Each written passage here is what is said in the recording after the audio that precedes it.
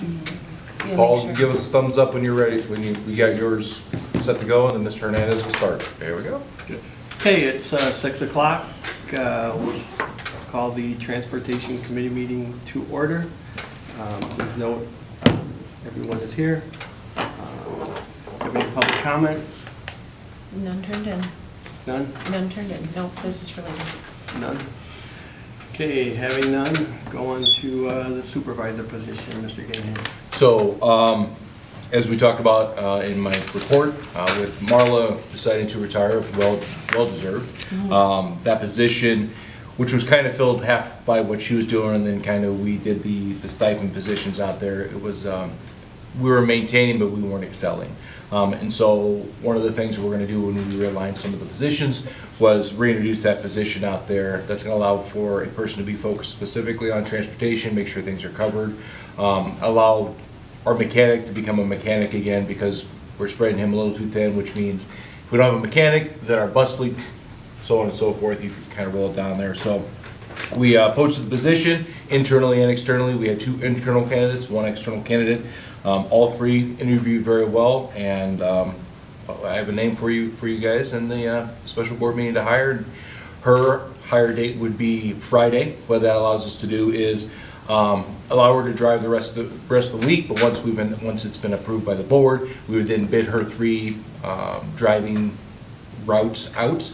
That would allow her to continue to drive, because she's still part of the union, through Thursday, and then being the supervisor, she could then award those bids out to the highest seniority and allow that to start on Friday. Do we have a driver that can fill her position, or are we gonna be looking to try to hire a bus driver in a bus shortage? Like, We actually interviewed a gentleman this morning. We actually have 2 people who are going through the testing right now. Okay.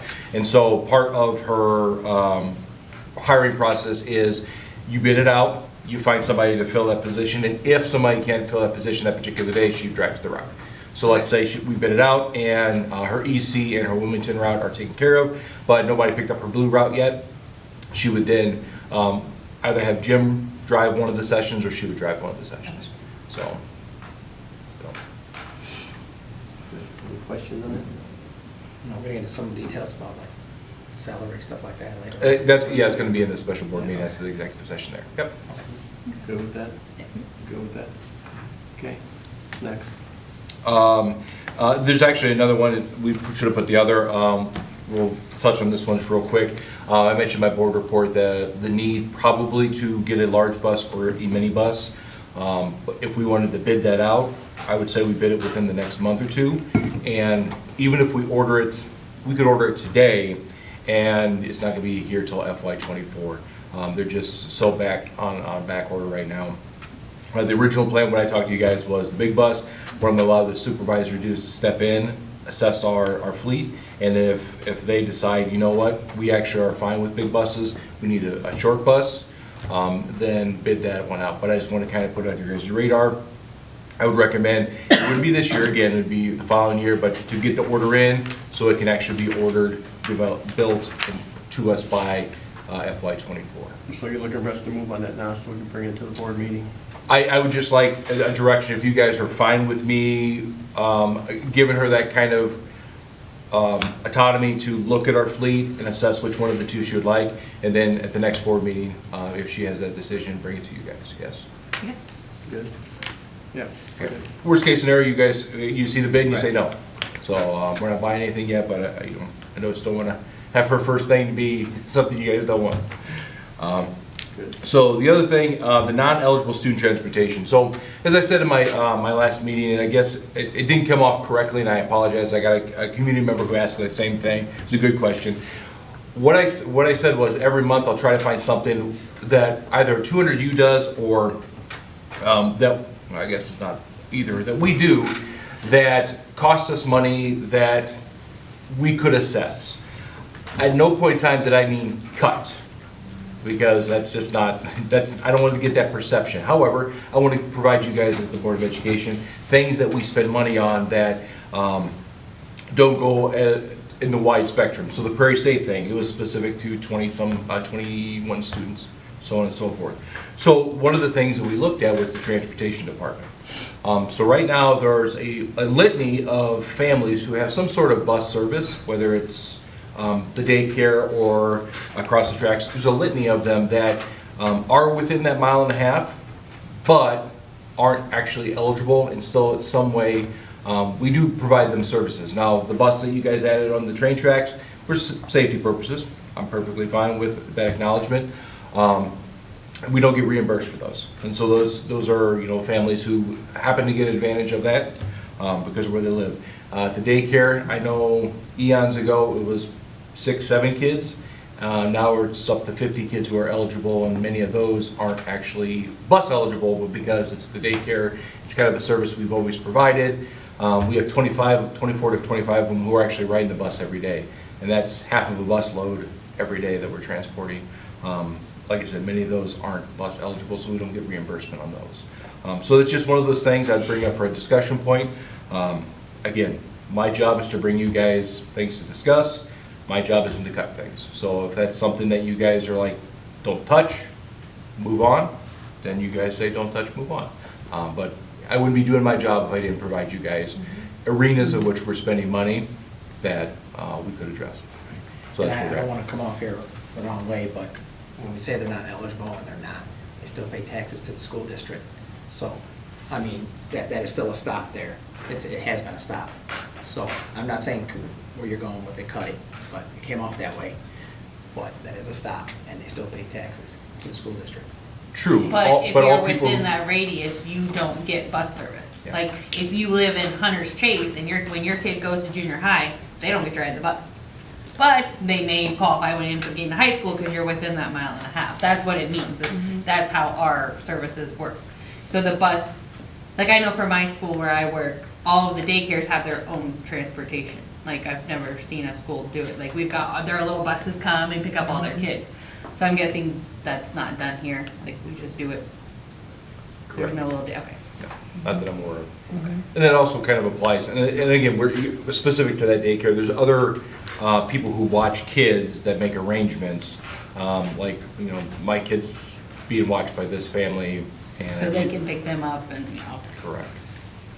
And again, it's a great service we provide to the community. We make sure that things are, you know, we're trying to be family first, but on the other side of On it, that aspect, I kind of like it, right? I always like things to draw people into our district, not push them away from our district. And there's a lot of talk in these meetings about what other districts do. And I like being a little different, right? And if it's a perk to maybe have someone come to the district, I'm all for that. So I like it. I like it's a perk. So I think we cut somewhere else. okay. But it's a perk for that business, not so much the parents, if you look at it that way, because the daycare can still provide it and do a bus like other daycares do. It's really a perk for that business, not so much the families. Well, I also look at it this way too. The kids go there, we know they're safe, just like we provide a safe environment here. But those kids, there's a bus stop there. Maybe they're not getting dropped off at the corner of Oak Park and Elliott. I'm just making this up, guys. But Oak Park and Elliott, where they go home, you know, because they don't have that transportation luxury no more. I agree with Juan. I think it's good that they get dropped off over there if that's where they're going, they're safe. Do we have any numbers on how much it costs us to provide that service? I mean, So you specific have to do a to, budget, I mean. correct, specific to, I mean, no, I can't tell you that specific thing costs us this. I did provide you, if we did a hypothetical that it's a 1/2 mile at the IRS rate of 60 cents per mile twice a day, it's about $11,000. If we look at the fact that it's 25 students, and they would deem it a full part of a route, that's $14,000 to hire a bus driver just for that route alone. So if you want me to put a dollar amount, sure, that's Yeah. the dollar amount. If you look at it as in it's only half full, then you're at, you know, $7,000 to $8,000. It's just one of those things, like you said, to think about. I mean, Yeah. every $25,000 adds up. I mean, And all of the suggestions, are you, like, is there like a compilation of that, like, so that we, like, you know, the list of things that could be considered for looking at?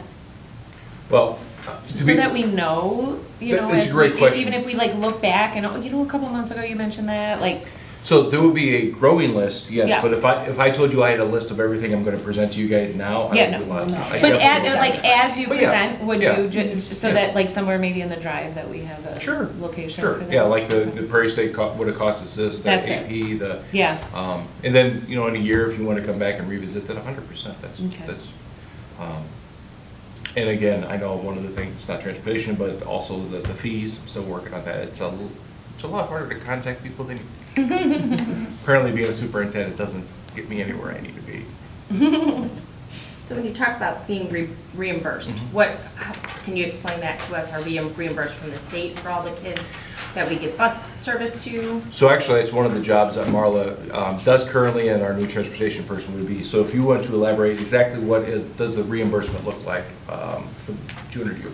What we do each year is we have to take the number of students on each of the routes, and the key thing is where their residence. The transportation claim is specific to where their residence is, okay? So when Dr. Gaham talks about the daycare or other, residents where students do get transported to, that is not their residence, so we aren't able to claim them. Okay. So, and so that when we get into almost a full bus number of students, when you add them all together, now I understand that, it's on the east side of Route 1, which Route 1 is a safety hazard. However, those students they do not reside there. It's where their residence takes place. Okay. Or it is basically. So we have to go through that each year and take all the bus lists and then those submit it together. to, So like, it's the students and then it's state, and also then- miles. Perfect. So then we also can't claim the miles, any miles that were for those students, so. As we said earlier, how many times have you had a full bus and had to leave come kids and come back and get them? Oh, never, no, never, All right, okay. no. No. So just for point of discussion, is there any option that we could, discuss or talk about to help alleviate maybe some of those costs? If we talk to the daycare, are there, fees to That's use an the idea. buses? If we just charge a flat rate for that Are we particular allowed to do daycare? that? Yeah, I don't know what the realm or spectrum of it is, but, can we still provide the service and still recoup a little bit of that cost for providing the service? and what stinks then is that then I worry about it being added fees at the daycare though. That's the one thing, I know Oh, daycare yeah. is Yeah, it would so be. expensive. Well, it would, Yeah. yeah. They're asking for Right. transportation from the school to the And- daycare. They'd have, Right, but I mean, then it goes back on, on the parents again. Yeah, I don't think we would charge the parents in that case, we would charge It'd be the the daycare. Right. the establishment. I mean, I know we keep on first, saying yes. the daycare, but there's Yeah. other Yeah, places that whatever do, it is. obviously. But you would assess a fee to the establishment to, whether it's rent our bus or to hire our, however you want to look at it. And then, as Julie pointed out, 100% would be passed on to the families. So I don't want to buffalo. So then it's if not you- really we're not financially helping our families or our community. No, it would be a deterrent. Correct. and then if we do that, does that open us up to anybody else saying, well, now I want my kids to go here, and we'd have to maybe add additional stops? If we, if we charge them and then suddenly, Yeah. Would we have other businesses or other things that would open up and say, now we want our kids bus too, and would that put more of a burden I think onto you our can system? deem this as a past practice, that's why it still Okay. exists. I guess if somebody really wanted to be, There has been inquiries Yeah. in the past. but. That's all I was thinking, just trying to think of every avenue, what could happen. Okay, yeah, we wanna save 20 grand, but in the long time, Yeah. it's gonna end up costing us even more, cause now we're gonna have to do it here, here, here, and here. So do we provide it to businesses and families? If I say for example, Julie watches my kids in the morning and she lives in a bus route and I don't live in a bus route, is that the other, when you talk about other people, is that? Or we might have a grandma, or Okay. a grandparent that lives in district, and so the student has an accommodation and goes to grandma for. And then isn't there already a limit on how many stops they have anyways? Well, as far as the accommodation, they're Yeah. they're able to do two addresses. Okay. One of their own usually, because usually they're either dropped off at home or picked up at home, and then there's one other, Okay. so, yeah. That sounds like fun, to keep track Well. of, right? Right, we need a transportation supervisor. Yeah. As long as we don't And lose and that, anybody. and while we're on the topic, it has provided some difficulties, because Because they only go to the daycare Tuesday and Wednesday, and then they go here Thursday and Friday, and, And- oh, yeah. Absolutely. I tell you, then, well, it's Tuesday, I got home early from work, and now it's 3:05, and I'm calling the school to make out the bus, and it's a Tuesday, not a Wednesday kind of thing, so that has created, Only imagine. yeah. So, if you guys don't, if the transportation service does not want me to move forward with this, I will put it in my little bank and. I would just say leave it as it is. What do you say? I'll send it there. And what do you say? I say add it to the list of things to look at when we are needing to make some budget decisions, because it is quite a bit of money. I mean, as of right now, if we don't wanna move on it, that's fine, but like Julie said, maybe in the future, when we're trying to find some money, it's something we have to make a decision on. So maybe revisit in 6 months, Yeah. 7 months, 8 months, to see where we, or maybe in a year from now when we have the next budget hearing. Okay, you will not hear from me again on this. Probably. Anything else?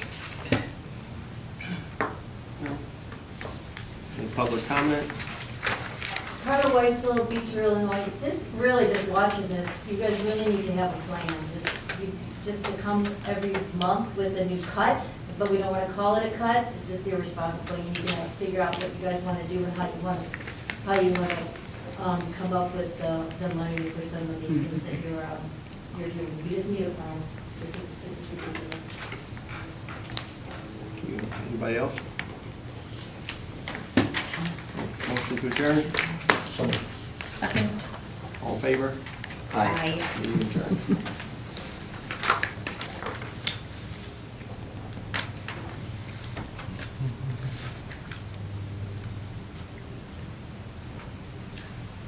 Six thirty. 6:30. Yeah, sorry, yeah.